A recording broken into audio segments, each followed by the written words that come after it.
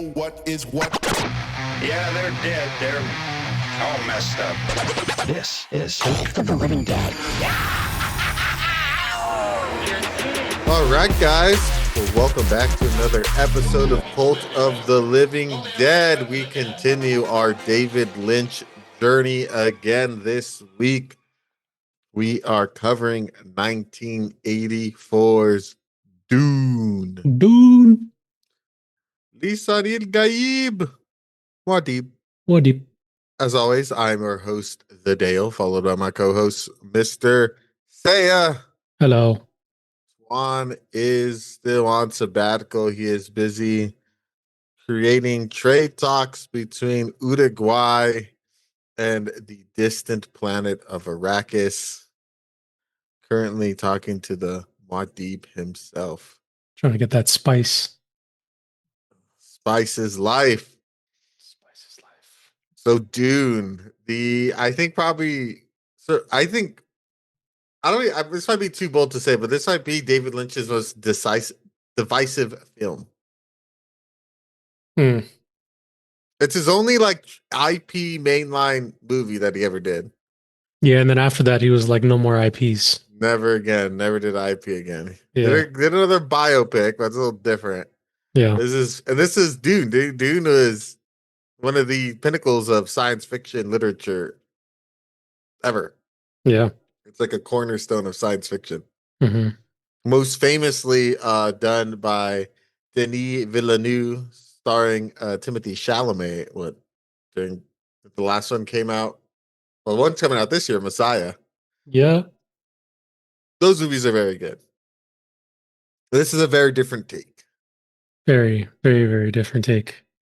Very, very, very, very, very. So if you guys are so very different. If you guys are new to the pod, Cold Movie Podcast, all these opinions are subjective. None of us academically trained in film critique, but enjoy the ride. We're still continuing with our new kind of format. Let us know what you guys think of it. Going to break down the movie kind of around the characters, settings, and overall plot rather than walking through the narrative. We could do a quick rundown of David Lynch himself. So we have been slowly working our way through his filmography. We have one left after this. We'll be watching Lost Highway. So excited. Lynch, Twin Peaks, Mulholland Drive, Elephant Man, Eraserhead. Guy makes weird shit. He makes good shit. He leaves you with a lot to talk about, I will say. Mm-hmm. The music was done by Toto, which I think is hilarious. For real. Random. The most popular song's Africa, yeah? Yeah, Africa by Toto. This is the only movie they ever did the music for. They've been on other soundtracks. This is the only one where they did the music. So just like David Lynch, this is the only IP that they've ever directly contributed to. Yep, pretty much. And then it was also done by Monty Parch. The music? Yeah, he's uncredited though. Oh, Mavti Parch. Mavti Perrin? I can't read my own writing. I see a Brian Eno. Oh, is there another guy? Yeah, he's on the Wikipedia page. Brian Eno prophecy theme. Oh, nice. Herbert also worked on the screenplay, kind of with Frank Herbert a little bit. The cast and crew is really long, so I probably won't go through all of them. But if you've watched Dune, there's a gang of characters in this movie, a gang of characters. But Kyle MacLachlan comes back. We recently visited him in Blue Velvet. He's also in Twin Peaks. He plays Paul Atreides, the prophet himself, Muad'Dib, Lisan il-Gaib, the tamer of the sandworms and the leader of the Fremen. We got Jürgen Prochnow, who plays Leto Atreides, or Leto, depending on how you pronounce it. It's in Das Boot. We saw him in Judge Dredd and in Into the Mouth of Madness as Sutter Kane. Oh, crazy. We have Francesca Annis as Lady Jessica. She was in Kroll and most recently in Hamlet. We have Sir Patrick Stewart himself as Duncan. Not as Mommy, sorry, not as Duncan Idaho. Gurney. Duncan Idaho's in this movie for like 2 seconds. He's Mhm. Gurney Halleck. He's best known as playing Professor X in the X-Men movies and as Captain Picard in Star Trek Next Generation. We have Kenneth McMillan as Baron Harkonnen, who was in Amadeus and Cat's Eyes. Brad Reef as Peter DeVries, who was in One Flew Over the Cuckoo's Nest, The Lord of the Rings, and he also plays Chucky in Child's Play. That's Yeah. cool. I did not know that. Really? I didn't know that. He's good in this movie. Yeah. Yeah, he's cool. Sting as Fried Rothra. He's the lead singer of the Police. Crazy. Crazy. Like, I like his intro too. He just comes out like, yeah, I'm Sting. What's up? Yeah, pretty much. Yeah. Yeah. Like they gave him that entrance, you know? Let's see. How many more should I do? We'll do the Emperor Shaddam the Fourth is played by Jose Ferrer, and he was in Moulin Rouge. Aaliyah. Aaliyah, we can do Aaliyah. Aaliyah played by Alicia Witt. She's in 88 Minutes, Urban Legend, and Long Legs. Wait, really? I don't know who she is in Long Legs, but she's in it. Oh, she's the mom. No, that's the mom, right? I guess so. Yeah, she looks like the mom. Must be her then. Crazy. Look at her wiki. What does it say? Or her I'm trying IMDb? to Ruth Harker. I don't remember who Ruth was. Fuck. I really wish I brought my long legs Oh yeah, today. that's the mom. Oh, no shit. So she's Yeah. like one of the main characters. Yeah, she's one of the main characters in this. That's wild. That's cool. I mean, she's And like a she's a child in baby. this movie. Yeah, how old is she in the movie? I don't know, like 8 or something. Yeah, Well, in the book, she's supposed to be like 3, but I think she's probably like 7, maybe 8. yeah, 6. she's a small human in the movie, so it's crazy. I didn't see that until looked her up. A crazy thing about her is apparently she was a child prodigy in real life. So Oh, she knew how to talk by 2. She graduated high school at like 14. damn, She was like an accomplished pianist. I forgot she did something else that was like crazy for a child to do. damn, that's cool. What a journey. Anyone else you think worth mentioning? Like all the Chani, major Johnny, I guess she's in it for a small part too, like a but second, yeah, but I mean, she's Sean Young integral to the plays port to Johnny. the story. True. Sean Young as Chani. She was in Blade Runner 2049, Blade Runner, and Ace Ventura. She's a detective with the Mhm. balls. Laces her out. Pretty funny.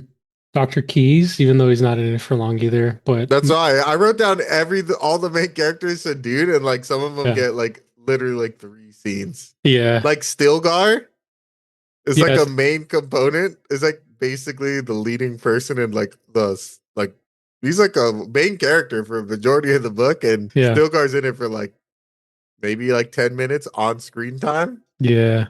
It's like 100, maybe like 100 words. Yeah, I took notes for this because I went all in, man. I had a whole Dunes day. Like I watched this Dune and then I watched Dune 1, Dune 2, and then I came back to rewatch this one again. So I took notes and I feel like all of these characters are definitely important in the book and in the newer version of Dune, but in this one, Paul is Just basically like Paul. he's like the main dude Paul, throughout it all. Jessica a little bit. Paul and Jessica, they're like the main people in it, and that's kind of it. Like he really condensed the story. He Like just kind Duke Leto gets so much screen time. He's in it for like half the movie. of literally, I think it's like a solid like 30, 40 minutes until we reach that part where he dies. Mhm. But yeah, he's in it for a minute. Well, I guess since we're already talking about it, let's do the synopsis. And I say we start with the characters. Let's get it. Dune follows Paul Atreides, the son of Duke Leto Atreides, whose noble family is assigned to control Arrakis, a Yes. brutal desert planet that produces the universe's most valuable substance, the spice melange. Spice enables interstellar travel, extends life, and expands consciousness, making Arrakis the center of political, economic, and religious power throughout the galaxy. However, the assignment is a trap, orchestrated by the corrupt Padishah Emperor and the monstrous House Harkonnen, longtime enemies of the Atreides. After House Atreides is violently betrayed and nearly annihilated, Paul escapes into the desert alongside his mother, Lady Jessica, a member of the mysterious Bene Gesserit Sisterhood. As Paul survives around, among the native Fremen people, he begins experiencing increasingly powerful visions that suggest he may be the long awaited Masonic figure professed across Arrakis. His growing psychic abilities, fueled by spice exposure, blur the line between destiny and manipulation as he evolves from displaced noble heir into a terrifyingly powerful religious and political leader. The film escalates into a cosmic warfare as Paul embraces his identity as Muad'Dib and leads the Fremen in revolution against the Emperor and House Harkonnen. Giant sandworms erupt from the desert, prophetic dreams become reality, and Paul ultimately seizes control of the galaxy itself. Yet, beneath the tribe ending lies something unsettling. Paul's rise feels less like heroic liberation, or more like the birth of an unstoppable myth capable of reshaping the universe through fanaticism, violence, and absolute power. Although that is the message of the book, I had to include it. I don't think that's the message that happens in this movie. No, no, it's not. Let's start with it. Let's start with Paul. Okay. He's the main character. We talked about it. How this movie compared to the Denis Villeneuve movie, I feel like it's gonna be hard to not compare the two. Yeah. Um, Yeah. Especially after watch watching them. them and then watching this movie first was cool. We talked about it a little bit offline, but I saw it first and I enjoyed it that first time around. But then watching the new one and then coming back to this one, I was like, whoa, this is a completely different movie. I mean, the main beats are kind of the same, but like all the other like deeper, intricate stuff, like the deep lore, the like criticism about, white saviorism and all that stuff, we don't really get any of that with the movie, with this version of the movie. So it's interesting. I mean, I still like Kyle MacLachlan though. Kyle MacLachlan I keep it think he's doing. like the shining spot. I think actually he's a pretty solid Paul. Yeah, yeah, he is. I made a note. Let me look at my notes really quick. They made like a really specific point, and I don't. You can remind me because I know you're also really familiar with the book too. But I've read all the Dune books, at least the mainline ones. but in the first in the conversation that he has with his dad, in the very beginning, he says, "I want you to be proud of me," and he like that's like such a big focal point of the scene. Was that also in the book? Like, was that a main focal point? I know he's like proud of his dad and his like heritage and his family and all that stuff. Like, it's important to him, but I don't remember it being like so on the nose like that. I remember that there was this like about how he's the heir, but he's kind of like a mama's boy. Yeah. So like I remember there was that tension because he was always attached to Lady Jessica Hmm. and like he like revered his father. Hmm. But I don't think in the book it's emphasized as heavily as they do in the movie. Like it's there for sure, obviously, is because like he does say like, "Oh, I'm the son of Duke Leto," and like I feel like even Chalamet's character leans into that more. But I think the Chalamet version is definitely closer to the book, where you could see he's closer to Jessica than his dad, and I feel like this movie took, maybe it's me reading into it, more of a misogynistic tone towards that, and they made Leto like the key figure, and like a big question was kind of like, can this kid lead the Fremen? Can this kid lead the Atreides? Because Hmm. Leto was such a great leader. Yeah. Like, can he fill these shoes? And I remember he kind of fought with that with his mom. And that's what Hmm. she would tell him, like the fear shit in the book, Hmm. because his dad was like one of the best leaders they've ever had. Yeah. So I feel like Billy Dedeveau did a good job of doing that. Where I feel like this movie, they kind of made Lady Jessica kind of soft. They did. They really did. Yeah, I have that in my notes too. And I feel like it flips the whole kind of story where now Leto is like that guy that's that is has so much more of like a main point. Like the sleeper needs to awaken piece from this. Mhm. It was just a whole different shift on the movie, and I guess this could potentially reinforce the idea. I know we brought it up a couple times, or you've mentioned it before of uh David Lynch being like That's kind of a misogynistic. misogynistic, yeah. Yeah, and I get it now that we've worked through his whole like almost his whole filmography, Filmography. where I can see why people say that because there are specific things. I mean, even in a already well established IP by this point in time, with this book was 20 years old by the time he decided to adapt, or by the time it got to him to adapt it. It's interesting for him to make that choice and like shift things around like that. Yeah, like Paul, I feel like in this movie doesn't have, at least maybe we're not given enough time. He doesn't seem to have the same like self doubts that you see in the Villeneuve movie. Mm-hmm. I'm just gonna call it the Chalamet version. In the Yeah, Chalamet one, like he seems like he's like I'm the prince. I'm gonna be the leader, and he seems like way more confident in this movie yeah, than he is in like the source material for sure. yeah, He definitely has. I feel like this movie definitely paints um more of a hero's journey than what the book is. yeah, Yeah. yeah, yeah. I agree there. It's definitely an interesting flip. I think it is going to be kind of hard to continue through this without like kind of comparing them in a way, you It know? is. It's tough. Yeah, it's tough. But let's say on his own, I think I think Kyle MacLachlan does a good job of being Paul. And I think so. if we remove the whole deeper like meaning of the book, I think it's entertaining. He's an entertaining Paul for sure.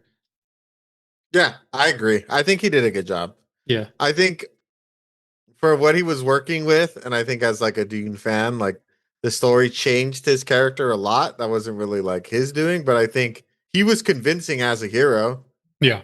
I think he like I feel like as a point I think he has above Chalamet. Chalamet is kind of like this real skinny guy, and it's like, can this guy lead an army? With McLaughlin's not like the biggest dude, but like he seemed to have more of a regal presence. I felt like in this movie, Kind of immediately. yeah, and you're like, oh, okay, this guy like seems like he's a prince. Yeah. Like, he seems like he's the heir to a throne, Yeah. which is cool. I was like, okay, so that part I like, and even going on to like his dad, I think like Leto was good too because I felt like he got way more screen time than in the Chalamet movie. Hmm. Like he seemed like way more of a focal point. Yeah. Yeah, he was.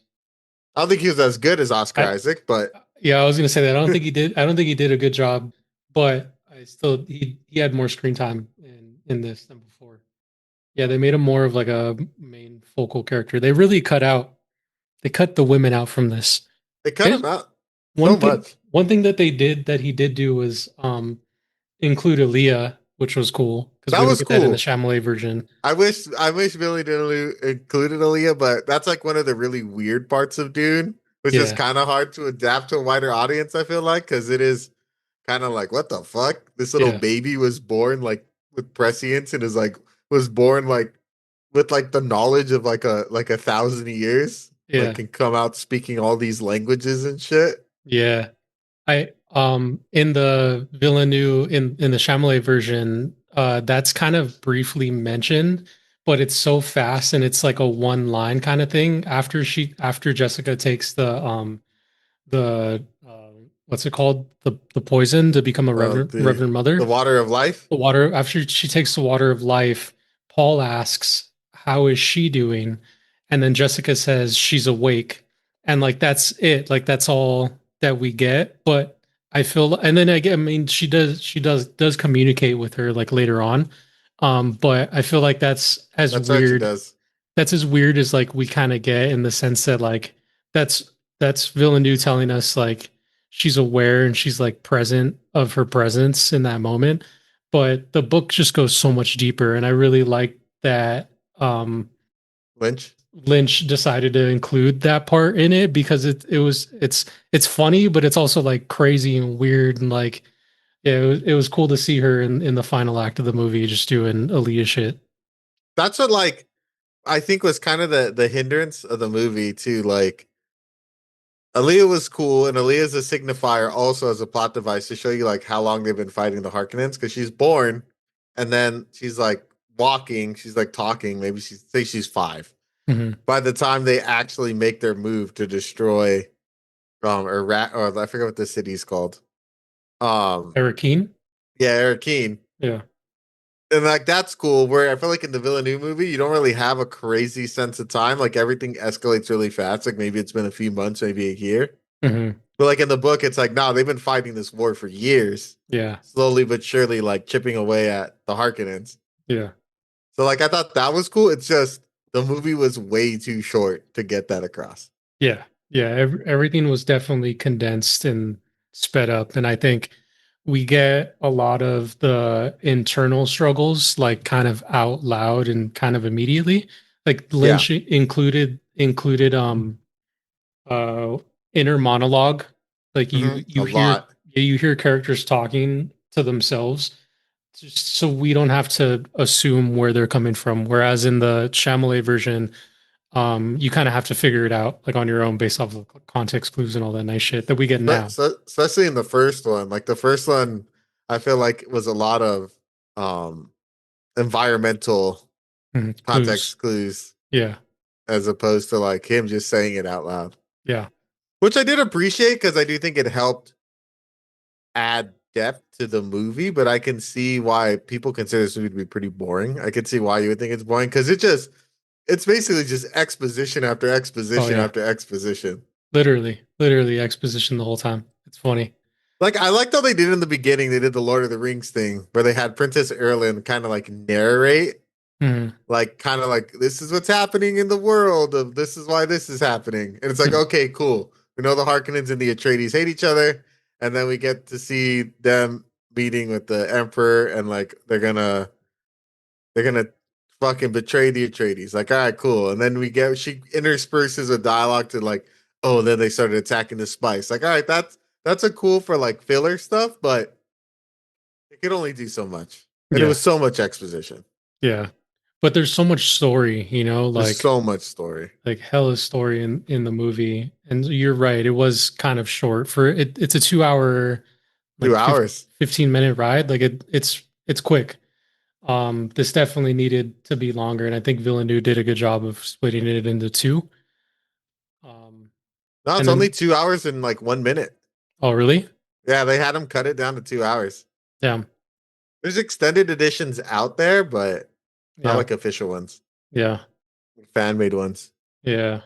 So it's real quick. Should have been longer. Definitely. This should needed like it needed Villeneuve did 2 3 hour movies. Hmm. It needs it. It's a long ass, at least 3 hours. I think you could have adapted it You've done a little bit more. a little bit more. Yeah. I think the biggest we talked about it a little bit, but I think we should dive deeper. The disservice they did to Lady Jessica in this movie, I feel Yeah.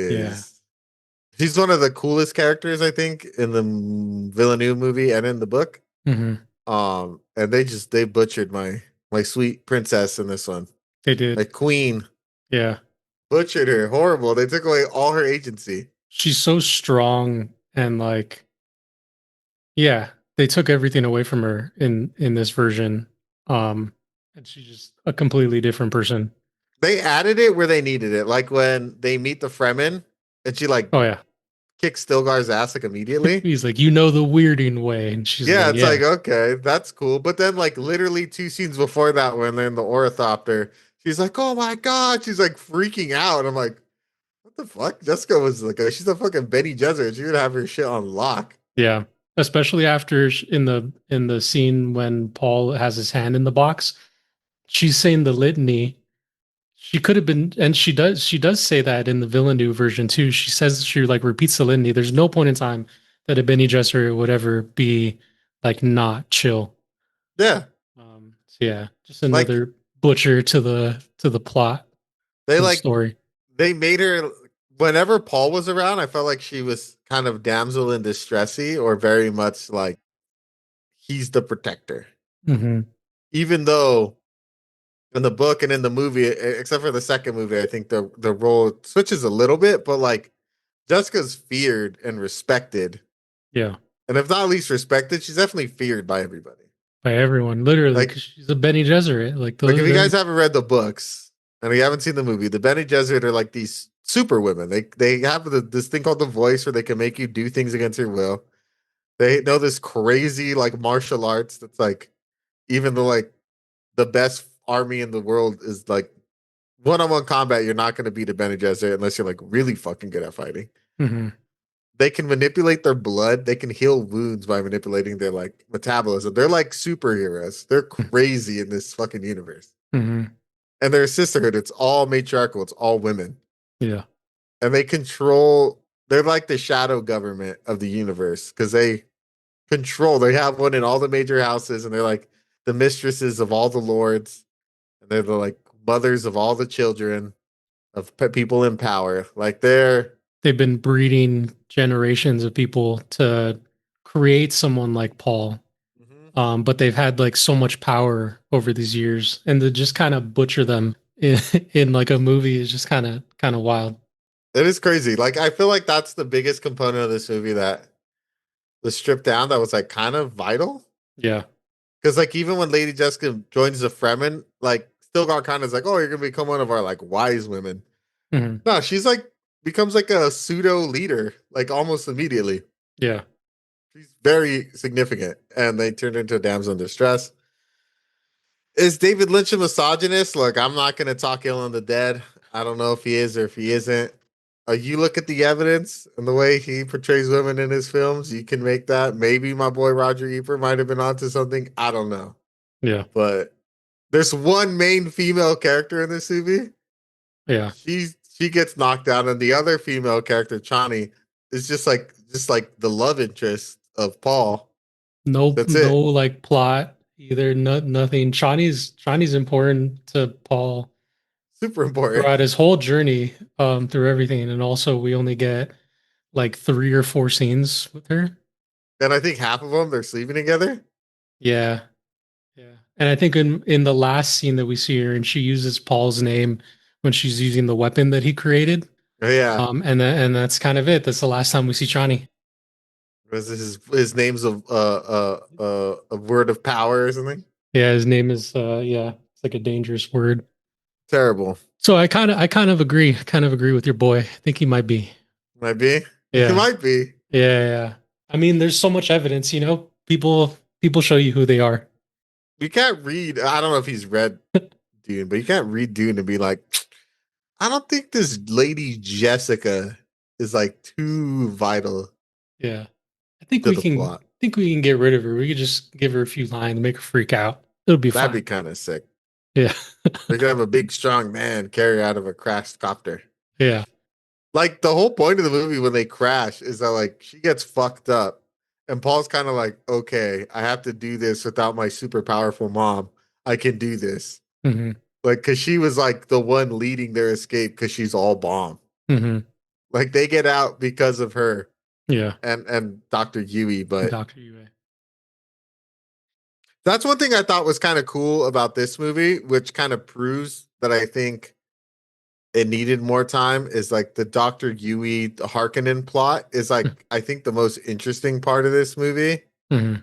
And they spend like a good chunk of the movie focusing on that. And then they just rush through the last like 600 pages of the movie in like the last 45 minutes. Yeah. I think both movies kind of did that portion with the Harkonnen and the Atreides really good. Mm-hmm. Because I think we should, since we're talking on some negatives, let's go focus on some highlights. I think Baron Harkonnen was pretty sick in this movie. I really like the Harkonnens in this movie. The Harkonnens were good. All of them were crazy. Especially Baron Harkonnen. I think his monologues are great. Are wild. Like his voice, the way his presence is, like it's really cool. It was well done in the Villeneuve version. Yeah. But I think like what Skarsgård? Skarsgård is really good. Yeah. But this one was really cool too in its own like respect, because he does some dope ass like monologues. He carries like a lot of like just presence. Like he's a good villain in this movie. He does have some silly scenes though. Like He when does. I think after they finish killing all of the Atreides, there's a scene when it cuts to them and the Baron is flying around just laughing like a madman. I thought that was kind of silly, but Like just the doing laps. doing laps and like laughing at the same time. But it's crazy because like he'll do that, but in the same scene he'll give this like crazy ass monologue about just destroying everything and squeezing and just it's cool. It's cool. They did really good with the Harkonnens. He was very like theatrical, like a play almost. Yeah, Like yeah, very exaggerated, but it worked. it does. Yeah, it's campy, but campy in a good way, I think. Like the monologue when he's saying like he's gonna be the Atreides doom. That was a sick monologue. Yeah, I was like, oh damn, this dude's like pretty good. He's convinced he's a bad guy. He looks horrible. yeah, he does. Yeah, And then even his supporting cast, like the guy who plays Peter DeVries, Bad Dwarf, yeah, dude, he was good too. yeah, yeah. All of them really cool. I got one that I didn't. I feel like he was just there because he's like a star. Was Sting? Yeah, Sting didn't do much. Sting didn't really do much, but what's the other guy? Yeah, the Beast Raban, he was good. Raban was pretty cool. I think Sting was just in there because he's Sting and he's like he's made to be attractive. Like even the Baron like comments on how He's attractive he is to eyeballing him. him a Yeah, lot. he eyeballs him a lot. Um, and so yeah, I just feel like Sting was chosen for that reason. That's what it feels like. But I heard Patrick Stewart said that each character got like two scenes cut out of the movie when they cut it because it was originally like like a 3 hour cut, and then they Damn, had to trim it down even more. So like yeah, everybody lost like mad scenes. damn, that sucks. I wonder when it became a norm to get like a 2 hour movie rather than like a 3 hour or like 4 hour movie. I think when studios kept having these IPs maybe that they kept fucking up and losing money on, they're like, damn, maybe we should listen to the director's vision. Yeah, Because back in the I don't know, it feels like movies ebb and flow. Like in the 70s, 50s, 60s, like you could have a 3 hour long fucking Lawrence of Arabia is damn near 4 hours. Like you could do yeah, shit like that. And then it felt like 80s, it became like 2 hours, hour and a half, like quick movies. yeah. And then it felt like in the 90s, you got back to those long movies like Goodfellas, Casino, Heat. Hmm. I guess I think it ebbs and flows. Then it felt like in the 2000s with the like, you got short movies again too. Hard 2 hour Marvel movies, and then started expanding. Yeah, I do enjoy a good what's it called? Intermission. I love a movie with an intermission. And I It's feel like just, with something with the source material this long, you need it. yeah, yeah, for sure. Because it's so much story. Like we're only brushing on like the top part of the story. There's so much deep lore in this that we could talk about, and I feel like you and I could talk about this shit forever because I also really like Dune. So yeah, there's a lot. It's cool. It is cool. Like I feel like we mentioned it a little bit. We'll probably mention it again. I think they did a good job of adapting like the first third of the movie, Yeah, and then the last 2/3 of the movie were adapted horribly. like the war and everything like that. It Yeah. happened so fast. Once they escape and meet the Fremen, it goes so bad. Yeah. And we'll talk about it later, but I wrote in my notes like the speed run to get his name is like 2 minutes. Yeah. Whereas in the book and everything and in the Villeneuve movie, it takes some time. Like he has to earn that name. Earns But it. He like but looks at a desert rat and he's like, that guy's kind of cool. yeah. But in this one, he just pulls up and then Stilgar's like, you're Muad'Dib. Prophet. Yeah. You're the fucking prophet, dude. Yeah. He's got that fucking prophet limp walk on him. I see it. Yeah. Your mom knows the weirding way. You know our way. Got this That's it. like weird haircut. Prophet. A little. I think another. I don't. I'm curious how you think. I feel like this is, like Baron Harkin. I feel like Gurney Halleck was also very good in both movies. Yeah. Yeah. Gurney Halleck was really cool in this movie too. And I also think it's just because it's Patrick Stewart. I was gonna say maybe I'm biased because I am a Patrick Stewart fan, Yeah. Patrick Stewart's good in this movie. He's like mad intense the whole movie. He is. He's literally intense. But what's funny is that in the Villeneuve version, it's Thanos, right?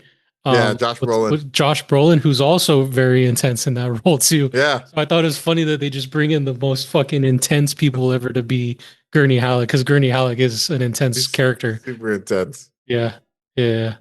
I wanted to see more of Duncan, Idaho, though, but it's okay. We'll get to Duncan in a second. I have a. We'll just go.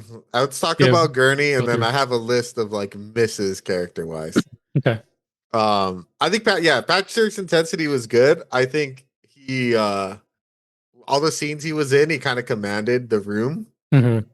Like you could tell, like who was like the better actor in the room when Patrick Stewart was on. Yeah, it was always Sir Patrick Stewart.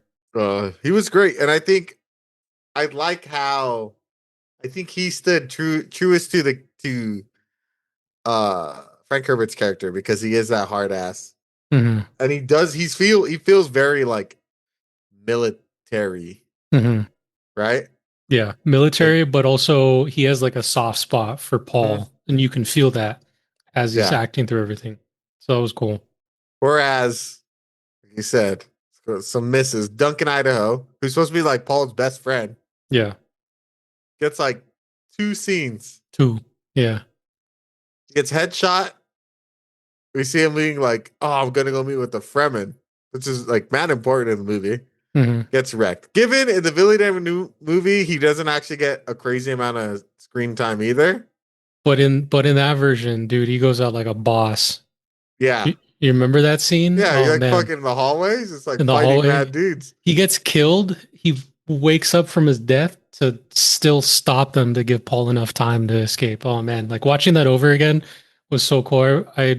Yeah, sorry. Yeah, I can gush about the new movies, but I was so disappointed. I'm like, he just gets headshotted, and then all right.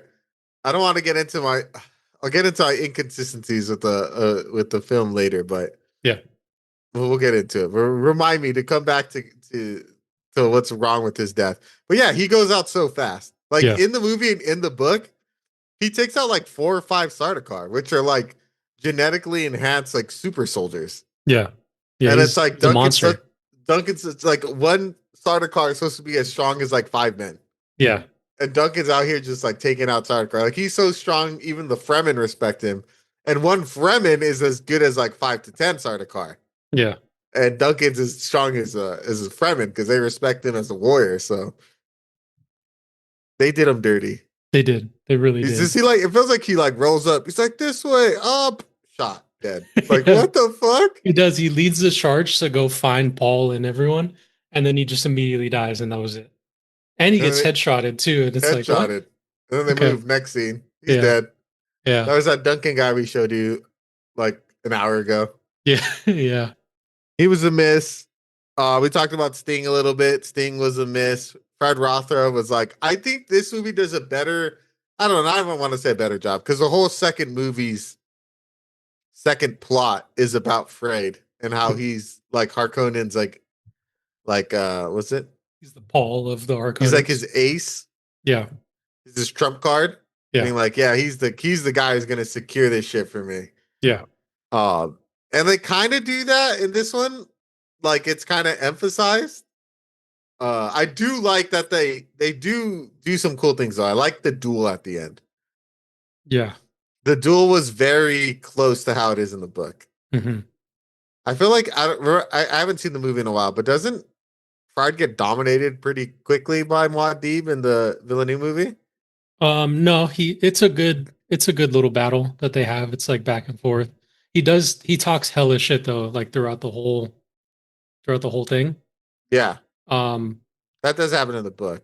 yeah, yeah, that happened in the book. And But so I don't think does he bust out the poison dagger in the Villeneuve one? No, huh? no, there's no poison dagger. He's No. way more honorable in the Chalamet one. Yeah, and the Villeneuve one. Yeah. Yeah. Yeah.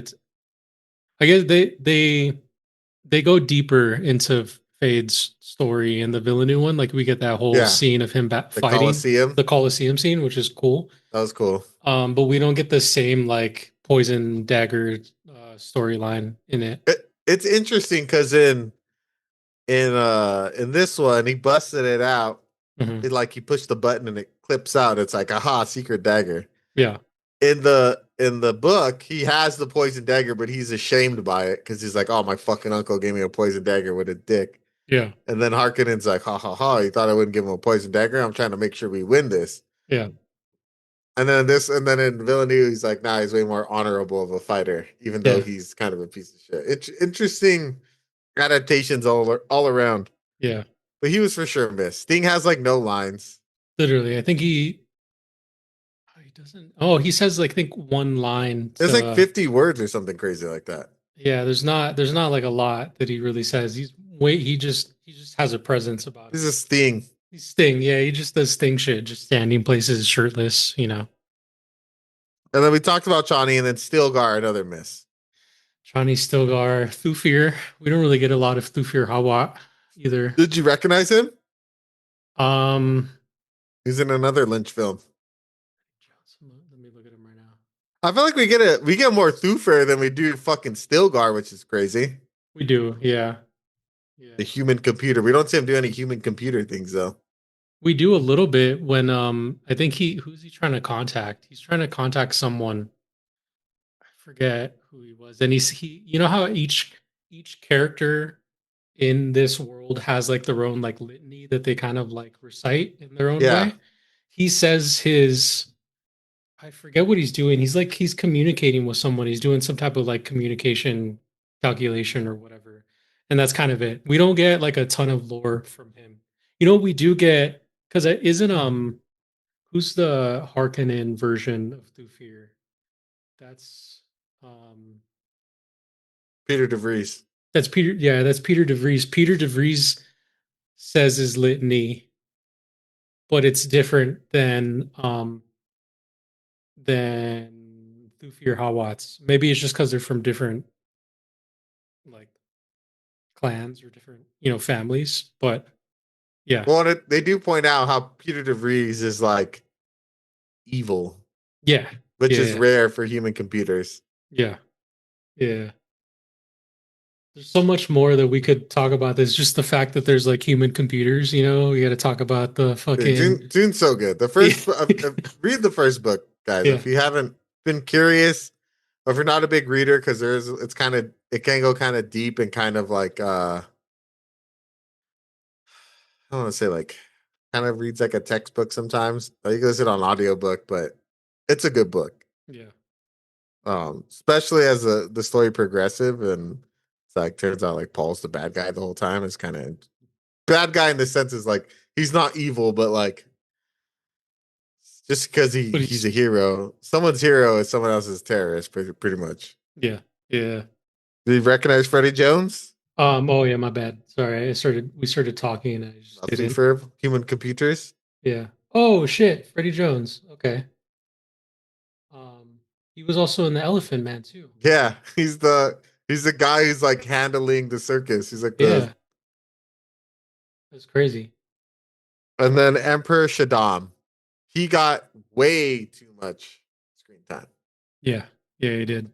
In the book, he's like mentioned in passing. You don't actually hear him talk till like the end of the book. Literally the end when it's the final, Yeah. Like in the final thing. Villeneuve movie, like that's when you hear about him. And it's He's like Christopher Walken. yeah, Christopher Walken. Horrible selection. Yeah, So one gripe with that movie is Christopher Walken was a terrible choice. I know. I'm with you there.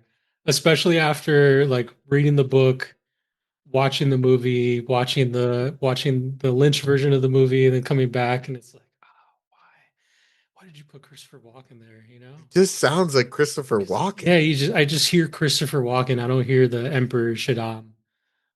But it's okay. Also, like, why would your name be Shaddam and you're Christopher Walken? I don't know. It's Makes personal. no sense. Yeah. I do think it's interesting though that Lynch decided to put the whole scene where the space navigator shows up and they basically give you the plot. It's exposition. But it's interesting that he chose to do that ahead of time before everything else.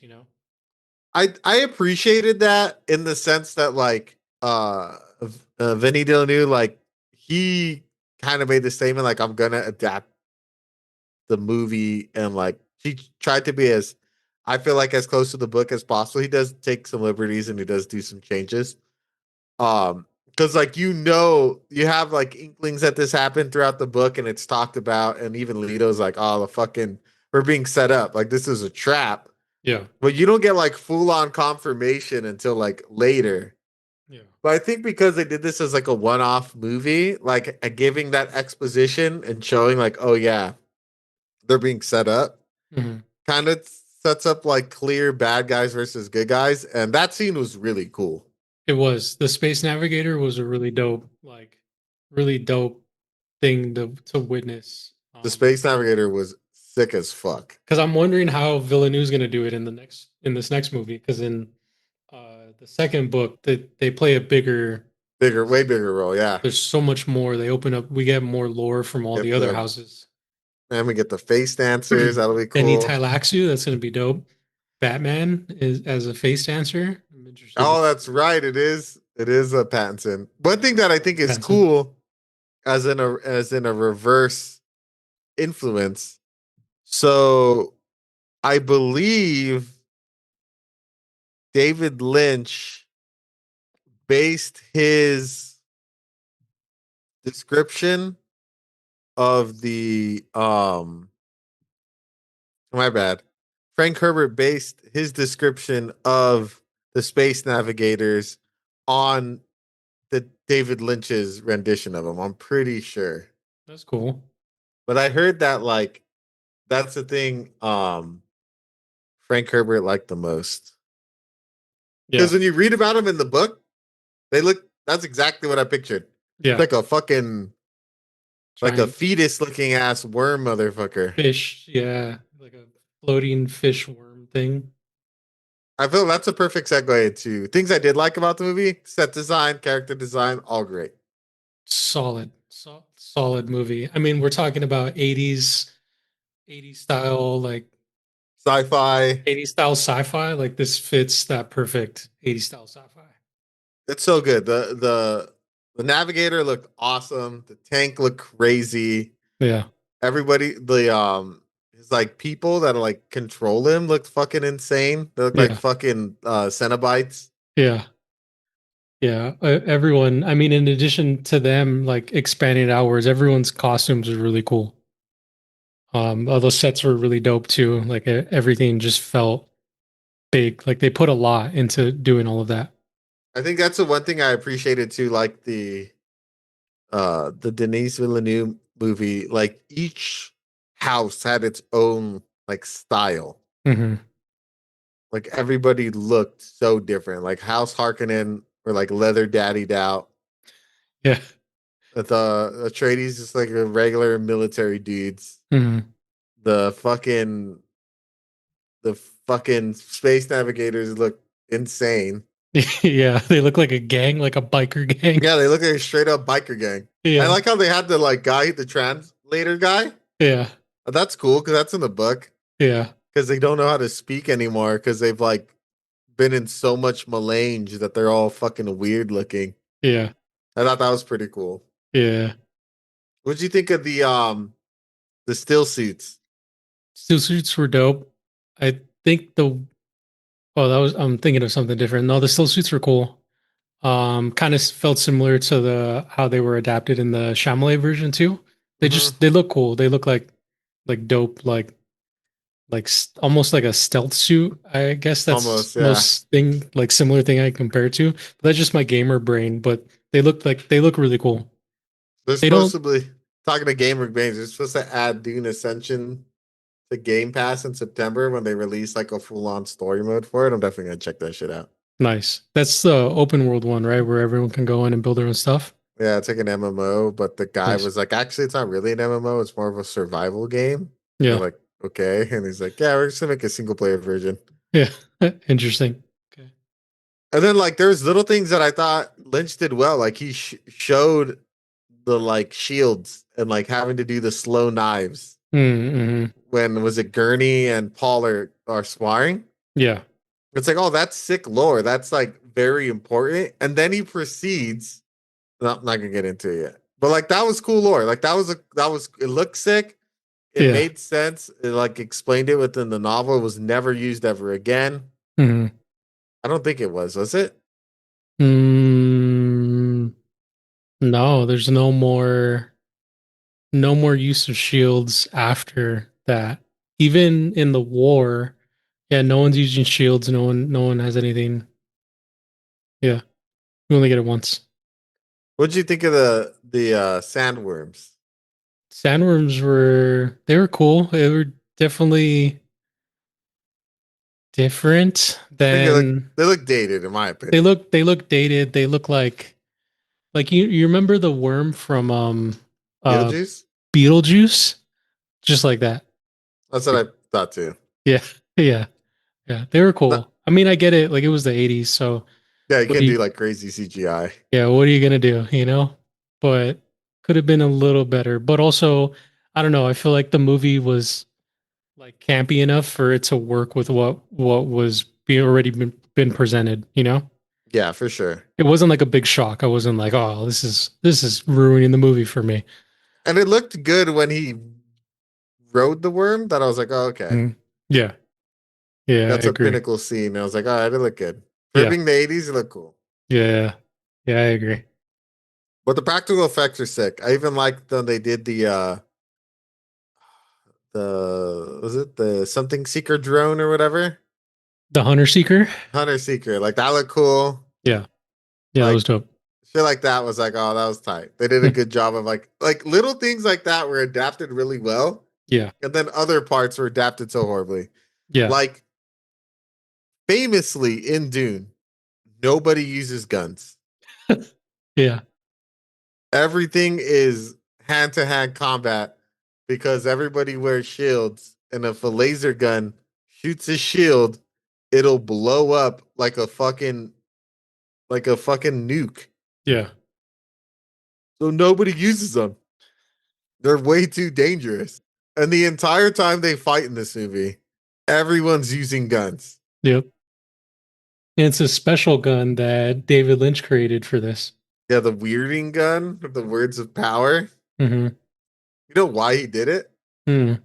Because in the book, they're taught the weirding way. So the Fremen are already good fighters, and then they're taught how to fight like a Bene Gesserit. It makes Mm-hmm. them even better fighters. But Lynch is like, I don't want this to be a karate movie on sand. It's like, nah, dog, it's not a karate movie. It's a it's like a what's it called? A sword and sand movie. Like Mm-hmm. it's just two armies meeting with swords and shit on the field, just like shanking each other. Yeah. Like you don't have to be doing fucking spin kicks or anything crazy like that. Right. And he just gave them these fucking stupid guns where they just like Muad'Dib and they're just blowing shit up. Yeah. Yeah. What a interesting pick into it. I hated that. He definitely made choices. Yeah, I didn't really like it either. It's interesting because he was not allowed to make changes from the like source material, but they let him get away with that. Which I feel like is a really big piece. But I guess if you don't mention the fact that like because they don't mention the what was the jihad? The first one? Oh, the Butlerian Jihad They don't mention the Balerian jihad or like any reason why they don't use like guns. guns or, old school stuff or where they still hold on to atomics, like they don't really mention any of that in this. So I guess he just was able to get away with it. Just be like, fuck it, I'm adding guns to this. Paul uses a gat. Just fucking dual wields. He's like one of the few people that has a knife fight. Yeah. Yeah. But it's because that's like integral to like the story, but everything else just okay, give him a gun. So dumb. Yeah. Yeah, that's one thing I didn't like about this either. There was a drastic difference in the source material. Maybe I'm just being like was it a not a purist about it? Hmm. But I feel like that was that's like a big change. Yeah. I guess I'm there with you. I guess I'm trying to think of like was it detrimental to the story? I guess in reality it's not because like It's not. the main It's story still takes place, they but still accomplish what they do in the book, just differently. yeah. Yeah. I just think it was really like I don't know. I mean, the story of him, like his hero's journey, isn't really like a hero's journey when you look at it like objectively. That's kind of taken out from this movie and replaced with like only the lens of like this is just you mentioned it earlier of him just being like hero's journey type stuff and like adding in teaching these people like a new way of destruction, which is so much more of like a I don't know, to me like I took it as like they're really going in and like really having them go through this hero's journey kind of thing, but not pointing out the fact that like he's aware that he's going to cause all of this destruction, like he just doesn't care at that point. I didn't get the sense that he like really cared. They just really, I think adding that in just kind of messed up the story even more, just pushed it further, I think, from where it needed to be. Yeah, we didn't really talk about it, but yeah, the entire time Paul's having like prescient, so he's able to. He calls it waking dreams. He's seeing visions of the future where he's gonna go to war and all this shit, and like that's a huge part of the movie because, well, of the book and in the Villain in the New movie, and overall the message of the story is that Paul knows by doing this, avenging his father, avenging his household, reclaiming his throne, bringing back House Atreides, is going to cause the deaths of billions and billions of people because he's basically going to go on to conquer the new galaxy and become the new emperor of the galaxy. Mm-hmm. That's like, I feel like kind of mentioned in this one, but the framing of it is way more of your traditional good guy beats bad guy, gets help of local tribe to do it. Yeah, there's no nuance to it. And then like good guy wins. Yeah. He doesn't battle with the shit. Am I what I'm doing? Is this the right way of doing it? Is this correct? Am I in the right for doing this? Which is pinnacle to the book and the Denis Villeneuve movie. This one doesn't have any of that. Mm. It strips down the meaning of Dune, I feel like, and Yeah. replaces it with like a popcorn version. Yeah. Yeah, I agree. 100%. It's so much easier to digest, but I guess also like maybe it was hard to be that introspective back then. Audiences weren't ready to be introspective like that. You know what I mean? Trying to think of a movie, but it feels like a movie that was just a bad adaptation. Yeah. Yeah. I think it's an easy to digest adaptation if you don't like know if you don't know the story, Like if you're just like, "Oh, I just want to watch this like cool sci-fi story." Yeah, it works, but there's like such a larger like message behind all of it that you really don't get in this one. No, I'll touch on that more in my review for sure. Yeah. Um, but yeah, that was a perfect segue. I was gonna say, like, how does this movie differ from the book and from Denis Villeneuve's movie? But I think we just kind of explained it. Yeah, yeah.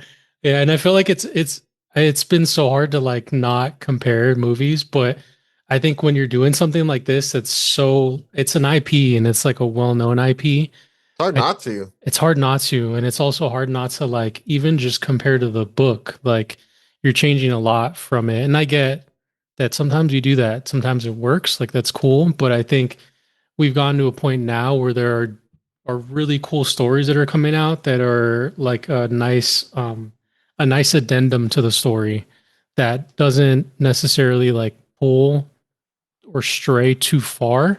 It's still within the same world and it keeps the same like rules and laws and like all the nice stuff, but it just adds to it like something cool. And I don't think this Lynch version did that. I think it added stuff in just to add stuff in.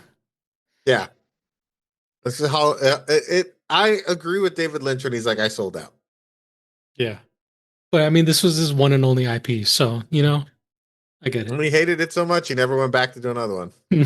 He was like, "Fuck that! That was way too much. Way too much. I needed to stay on." I think David Lynch is like too weird to like to do an IP like this. He needed a weird IP. I mean, no, I guess Dune is a weird as fuck I feel like story. I don't know, but I feel like maybe the 3 hour cut is a way better movie. Yeah, yeah, I'm sure it probably. would still have things I didn't like the guns and stuff, but Yeah, maybe the story would get more of a deeper breakdown that it deserved. Yeah. There's not much else in the movie I want to touch on. One thing that I just absolutely hated that makes zero sense. At the end of the movie, it rains. Paul makes it rain. Yeah. That doesn't happen in the book. Doesn't happen in the villain in the new movie. Uh, Famously, it doesn't rain in Arrakis. That's why there's the sandworms kind of come to be with a bunch of other things. But like, if they get touched by water, they melt. They like die immediately. They're like super not good with water. So that happening makes no sense. But Yeah. Just make it rain. I wonder if that was his way of just fucking pissing on the whole movie, you know? apparently, like Frank Herbert said he liked the movie. He just didn't agree with the end. He's like, Yeah, I read that. but you know, I like he like generally had like a good view of his movie and he was like all the main plot points are there. So I mean I guess it was, but still you know, because it's Dune. Yeah, I don't really have anything else. I am curious. Did you read up on? This is an interesting fact about Jodorowsky's Dune that almost got made. I like I breezed through it, but catch me up. I breezed through it too, but Jodorowsky's Dune was gonna have Pink Floyd doing the music, Ooh. Dan O'Bannon on visual effects. Uh, we would have H.R. Geiger as doing the design. Famously did Alien. Alien? Yeah. Salvador Dali as the Emperor, Orson Welles as Baron Harkonnen, Mick Jagger as Fide, Udo Kerr as Peter DeVries, David Carradine as Leto. Jesus Christ. That would have been interesting. Yeah. Um, but then his own son was gonna play Paul. It was gonna be like a 12-hour epic, Damn. but he lost the money. Oh, that sucks. That would have been cool. Dude, Pink Floyd doing the music would have been crazy. Yeah, that would have been solid. Oh my god. All right, should we get to our reviews? Yeah, I'm down. Well, my boy Roger Ebert rated this film. What do you think he gave it out of 4 stars? 2. Give it a 1. Oh, yeah, I was close. I was close. You were very close. He said Yeah. this movie's a real mess, an incomprehensible, ugly, unstructured, pointless excursion into the murkier realms of one of the most confusing screenplays of all time. The movie's plot, with no doubt, mean more to people who've read Herbert than to those who are walking in cold. And the worst movie of the year. Jesus Christ. Hated it.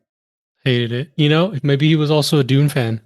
And critics tend to agree. Rotten Tomatoes has it at a 36%, the popcorn meter at a 65%, and it currently holds a 6.2 out of 10 on IMDb. Maybe Roger Ebert was a fan. I'm curious as to if he actually read the book or not. Crazily enough, even though this movie was like a commercial flop, this was Lynch's most like financially successful movie, even though the movie itself wasn't successful. It's probably because it was an IP, you know? Yeah, it's fucking Dune. Yeah. And like such a like And integral sci-fi was so hot right now. It had Star Wars and shit. Yeah, it's like an integral sci-fi story, so it makes sense. Fucking Lynch was approached to direct Return of the Jedi. I saw. Crazy. Yeah. All right. Who should we start first? You want to go? You can go. Sure, I'll go. I gave this movie a C minus. I remember liking this movie when I was younger. I think reading the book definitely changed my opinion on the film. I really liked Dune. It's probably one of my favorite books of all time. Maybe I don't know. I really like it. It's a cool book. I mean, I've read all the mainline series, so that tells you how much I liked it. It's an interesting story, and I think David Lynch kind of visually did a good job of portraying the world of Dune and the characters inside it. There are some standout performances. Kenneth McMillan as Baron Harkonnen's really good. Kyle MacLachlan was pretty good as Paul. I like how he stuck to the source material in like interesting ways, like the weird stuff he kind of kept. Like we didn't really talk about it, but we get the whole Aaliyah waking up scene while Jessica's pregnant, which is like pretty intense scene. But the plot strays so far from the messaging of the book. It's really like a Hollywood-fied movie of Dune, which is weird to say because it's a David Lynch, and he's not a very Hollywoody type guy. And yeah, he was right. He sold out on this one. He made a bad movie. He made a bad adaptation. He got an interesting weird source material, and he didn't really do much with it. Whether that's the editor's fault, whether it's him not having enough gravitas as a director to kind of fight back. But it's a C minus film. It's basically a mediocre sci-fi movie. I feel like it's like not even a good sci-fi movie. Like the first half is interesting, and the second half is like kind of boring. It like speed runs and has way too much exposition. Has some okay acting here and there, good acting here and there, but the overall cast is kind of like you get so many characters that get so little screen time. It's kind of like, why the fuck am I meeting this person? Yeah. Like they meet Dr. Kleins, they go on the ornithopter, and then he dies. It's like, oh, okay. It makes no sense. Like some of it's crazy. Like the first hour of the movie is like, oh, this is like a well paced, thought out, and then the last hour is just bad. So C minus. If you're a Dune fan and you haven't seen it, check it out just because like you should. It's not good. If you like the Billy Dan the new one, I think it's better. If you're a David Lynch fan, watch it. Finish his filmography. But it's not a good sci-fi movie even by 80s standards. And the 80s actually had some pretty stellar sci-fi films. So It did. I wouldn't really recommend this movie to non-Dune, non-David Lynch fans. There's other sci-fi movies you could watch. There's other David Lynch movies that I would suggest over this one. I think it's just overall like a mediocre sci-fi film. C minus.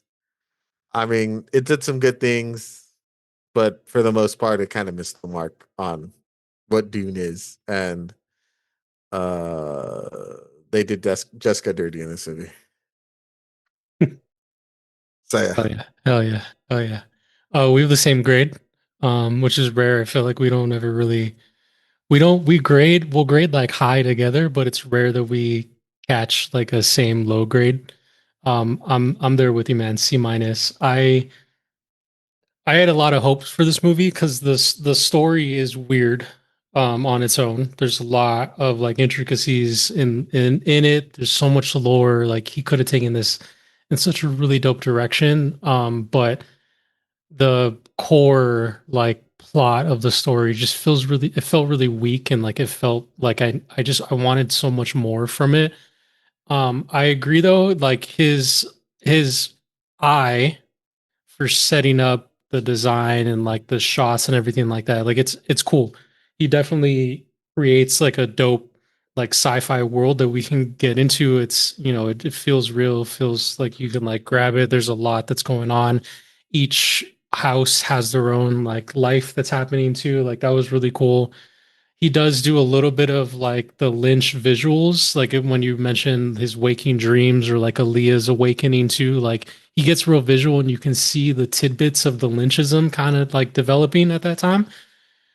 But it's an IP, and so I feel like he needed to like stay in the IP. He just made some bad choices on like where to go and like what stories to cut. Because I agree. I think cutting Jessica's like piece is so integral to the story. Like it felt weird. Like he flipped the whole thing and made it like a male based story where I feel like it didn't need to do that. And so after watching this, I thought back to the conversations that we had about him being misogynistic, and I was like, oh fuck, like all of this now makes sense. It's like when you realize like your friend is not a good person, it's like, God damn it, what do I do now? But I digress. I think that the movie could have done way more. Um, I I had saw this movie twice. I saw the first time I saw it, I ate an edible, and so I was like, "Oh, this is a fun ride." And then I saw the Villeneuve versions, and then I came back and I watched this one, and I was like, "This is not what I thought it was." I think if you're watching this and you have no expectation, no understanding of like what Dune is, I think it would be an okay ride, but like you want the Dune story has so much to say in it that like this version cuts out all of that. That you don't really get any of the critique of the hero's story and like what it really means to be a hero, and like you, none of that is really on here. So I'd say maybe just for like the David Lynch fans that are trying to finish the filmography, or for like a hardcore Dune fan that wants to see all the adaptations of it, like check this out. It's definitely not going to be like an enjoyable ride. Maybe you'll have some fun here or there because there are some really cool like set design pieces, costume choices, and like all that stuff. But the stories were really, really lax. So yeah, what a interesting ride. I'm glad to know though that he never did any other IPs after this because he saw his mistake. He was like, "Oh, I fucked up."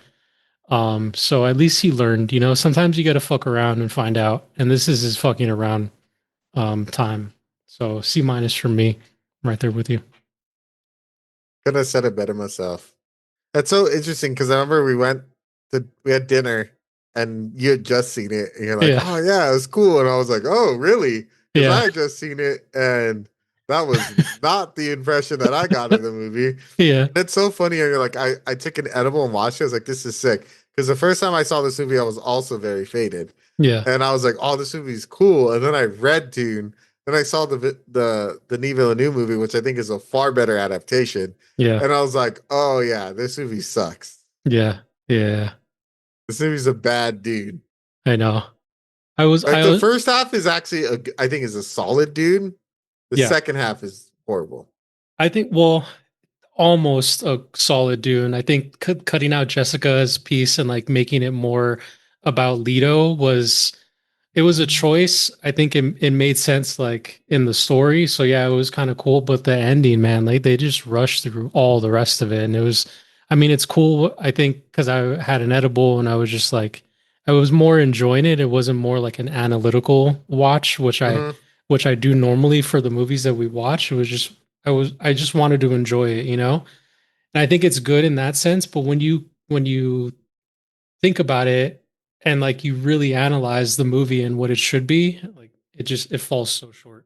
So yeah, I rescind what I said at dinner, because this was not it. This was not a good ride. That's funny. Yeah. Well, guys, it's got a C minus in the both of us. We did kind of Dune nerd out, especially me in this episode. Yeah. I do like Dune.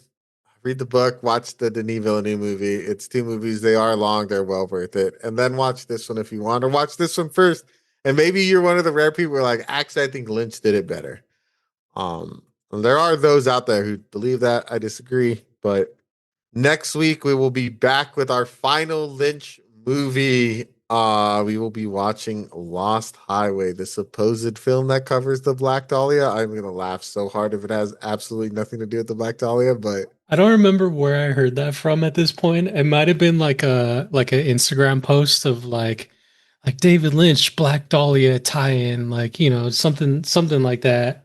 But yeah, it'll be funny if this has absolutely nothing to do with it because I have been waiting for this fucking movie, man.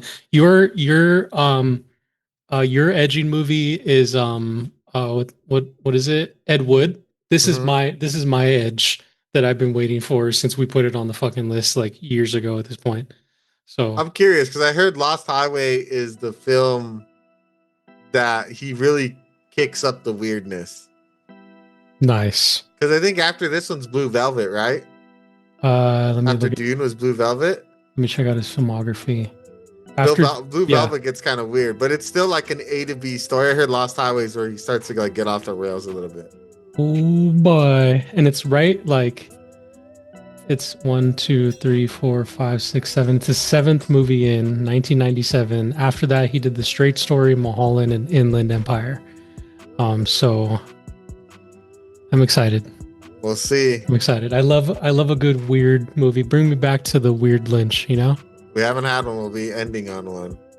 Hey, his movies that we've been covering have been relatively tame Yeah, I compared feel to like his weird ones are just his last two. Mulholland and Inland. And then Eraserhead's weird. Like he started Eraser, off yeah. weird, and Yeah. then he kind of like was like, okay, I'm weird, but like my movies make sense. And then his last two were kind of like, okay, we're kind of not back to the not making sense. Yeah, they were super heady. Straight Story was also just point A, point B movie and biopic. Such a good movie, though. So, yeah, it's such a solid movie. It does really good biopics. Yes. But I'm excited to do Lost Highway. This has been a long time coming. I'm excited. Yeah. See how it is. Thank you guys for joining us. We will conclude David Lynch next week with Lost Highway. But in the meantime, give us a follow on our social medias. We are on Instagram, TikTok, YouTube, X/Twitter, Facebook, and Threads. As always, I have been your host, the Dale, followed by my co-host, Mr. Cea. Adios. Guys, next week. Bye-bye. Bye.